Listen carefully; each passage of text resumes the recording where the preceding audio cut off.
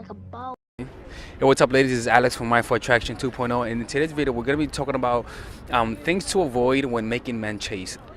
These are the things that women do on a regular basis that causes the tactics that I teach you guys not to work. All right, it's never my fault; it's always your fault.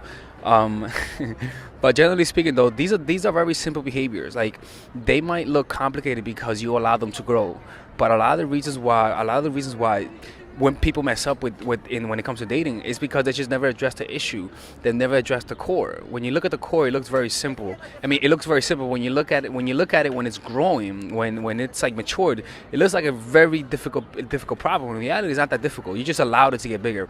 It's kind of like a seed, you know. It starts off as a seed, and if you don't kill it at that moment, it'll get a lot more complicated. But I'm gonna show you ways how to avoid that and how to fix it if you got yourself in that trap. All right, so the first thing is stop qualifying yourself to the guys. That's the first thing that women make, the mistake that women make when talking to guys. Qualifying is trying to convince them that you're worthy of them. Qualifying is trying to convince them with your words and with the short term in order to tell them how awesome you are. When you like it on the inside, you try to overcompensate by showing it on the outside. You understand? So avoid saying cool things about yourself to impress them.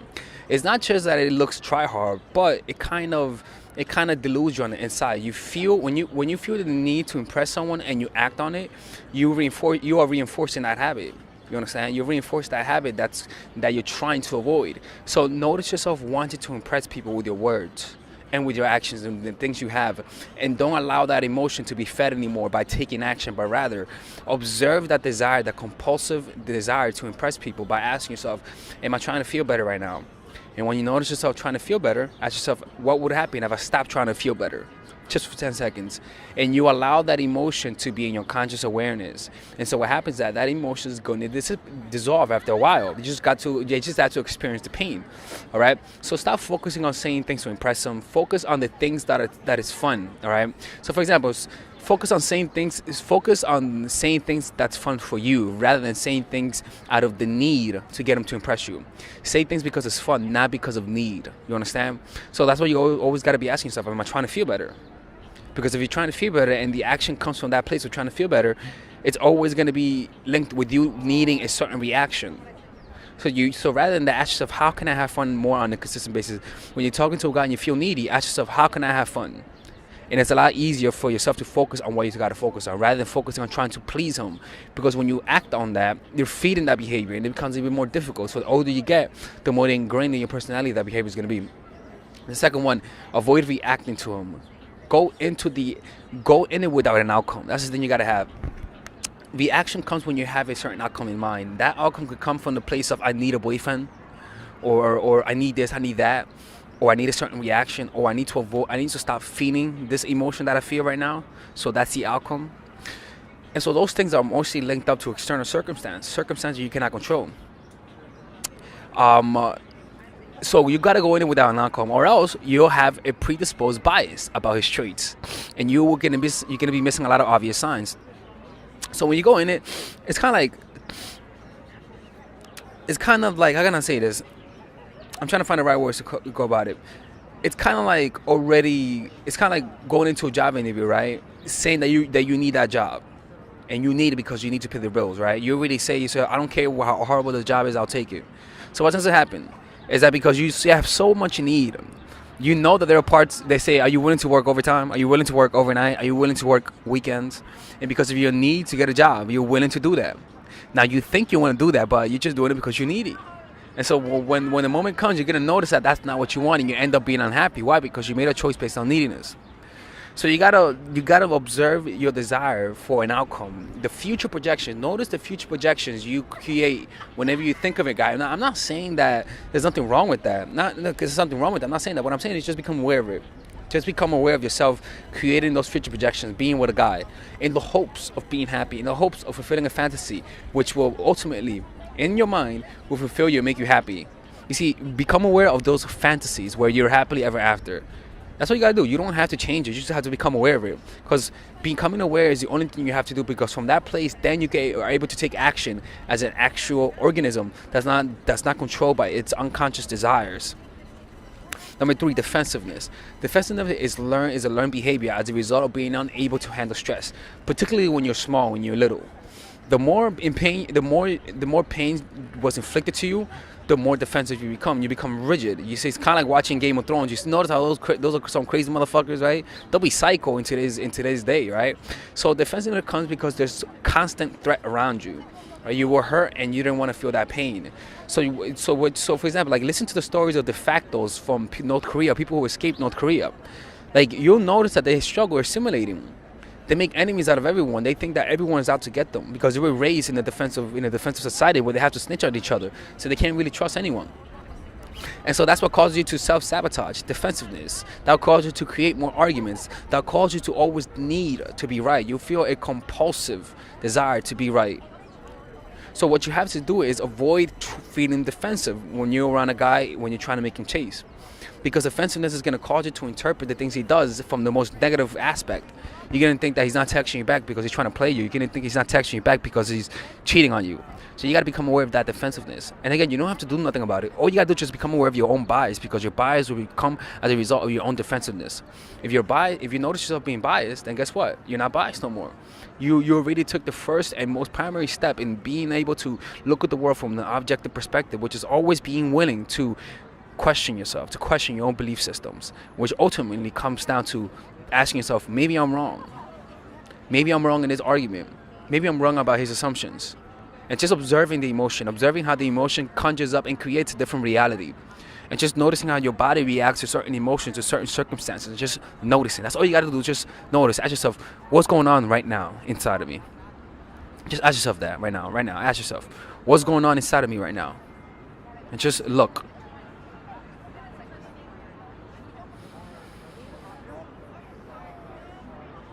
What you notice is that you go in, there's like even though there might be turmoil, the act of observing the observer, not the emotion but the observer, there's like a peace to it. Am I right? Because you're observing the turbulence, but who's observing the turbulence? Is the one who's observing the turbulence experiencing turbulence? Absolutely not. So when you become identified with that, then you're able to observe a lot of problems in your life without being affected by it. All right. And that also comes from being defensive. Now, the last one is actually, to continue on that point, is that defensiveness also is a construct of the ego that wants to stay alive. Like when you argue and you don't care about the truth anymore, you just care about being right. That's what a part of defensiveness is all about. The desire to be right. All right. So you just notice yourself being defensive, because when you want to be right, that's when bias creeps in, and that causes you also look past a lot of the red flags. The last one, you're too self-consumed. That's the last mistake you gotta do. It's not listening during a conversation, thinking about what you want to say next, thinking about your agenda, thinking about this, thinking about that. But rather than being present in the moment, you focus on your mind-made self-compulsive desire to think about this, think about that, trying to find solutions. You are not fine with not being okay. So what do? When you listen to someone right now, right? Notice how you're listening to me right now, right? You think you're listening, right? You're not. Maybe you're not, maybe you are, but try this. As you listen to me right now, try this, right? Notice the breath as you listen to me. Make the breath your primary mode of attention.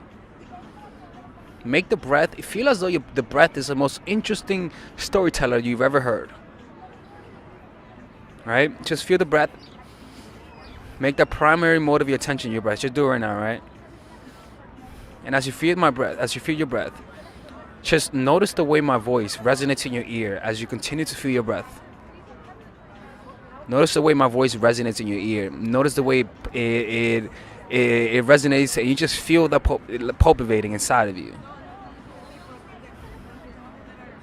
Notice the space between my words. Notice the silence when my words are not there. As you continue to notice your breath. You see, that's how you listen. When you're in that mode of listening, you don't have space to think about what you're gonna say next. But rather, when you're listening like that, when the moment comes for you to respond, you usually respond out of the present moment. You don't respond because you were thinking about what to say. So it's pretty much aligned. It's pretty much goes right along with what I'm saying. So it's not going to be incongruent. It's not going to be like you're not going to respond out of your conditioned responses, which is as a result of you observing those similar thoughts and emotions through the patterns that you normally portray, which is trying to think of what to say next, right? Because people usually think the same thoughts when they're consumed in thoughts. But when you listen, observing the breath and just like being extremely present, what usually arises doesn't come from your conditioned self. That comes as a result of superficial social standards, but rather what arises is usually what's supposed to be said. It doesn't come from neediness, because your neediness is usually derives from your memories from the past. Memory pains that you're trying to avoid, that is not something that you avoid with mental effort, but rather you avoid it through an emotional how can I say, it's an emotional map. You kind of feel your way through the neediness. You understand? It's not like you remember somebody rejecting you. You just feel the emotion of somebody rejecting you. So that's how you feel. That's how you remember things in a way. So those things used to arise, and it created a certain response that created a certain result. But now you don't allow that to happen to you. So now the response doesn't come from you anymore. It doesn't come from your preconditioned self. It comes from presence. And it's usually the right way. It doesn't matter what arises from it. It doesn't matter what happens. But when it comes from presence, it's usually good for you, in my opinion. Usually, and also you listen more, and you don't come out as creepy and as crazy and as a psycho and all that shit, right? All right, ladies and gentlemen, if you guys ever want to learn how to use your feminine energy to influence people, learn how to use your masculine energy to become more assertive, and also learn how to blend both energies to improve your dating life, your spiritual life, honestly, your relationship life, your family life, your career life, this is the course for you. If I had to make a course for my nieces, I have two nieces, one is 19 and one is 15. 16. Holy shit. Oh my God, he's a bad fucking uncle. He's a bad uncle. Get him. Shut up, Melissa. You should get this course, right? And this is the course that I will make for them. So, for example, watch the curriculum, right? In the first week, we're going to be showing you how to establish a strong masculine foundation without letting it hurt your feminine energy. This masculine foundation is a source of who you are, right? It's your bodyguard. Without this, whatever feminine energy you create will be destroyed by the outside, because your masculine is your shield. So we'll talk about goal setting. We'll talk about how to develop a serious attitude. We're going to be talking about how to use more logic, how to use more goal-oriented behavior. It's more how to be a man. Now the next one is how to embrace the feminine energy, right? This one would teach you about how to minimize excessive masculine traits, developing self-awareness, healing abundant feminine energy, regulating your emotion, mastering voice qualities and facial expressions, surrendering control, and allowing pain to be felt.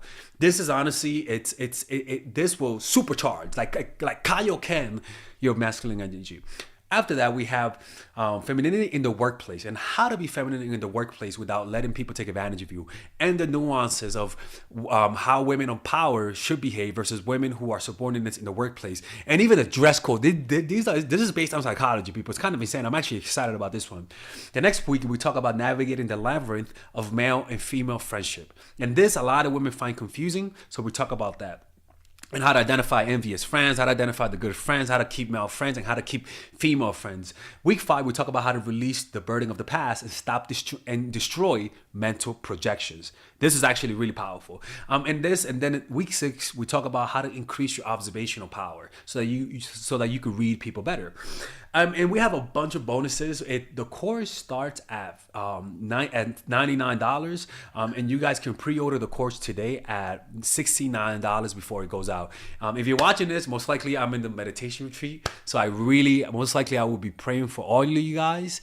And just click on the description down below of the video. Right there, you'll see it, and you can pre-order that course. It's gonna be out by the end of next month or the beginning of February of March. One of the two, people, because I have a 10-day retreat to do, and I want to finish the course after the retreat, because I think the ideas are gonna be so much better. All right, man. I'll see you guys later. Pre-order, man. I'm closing the channel.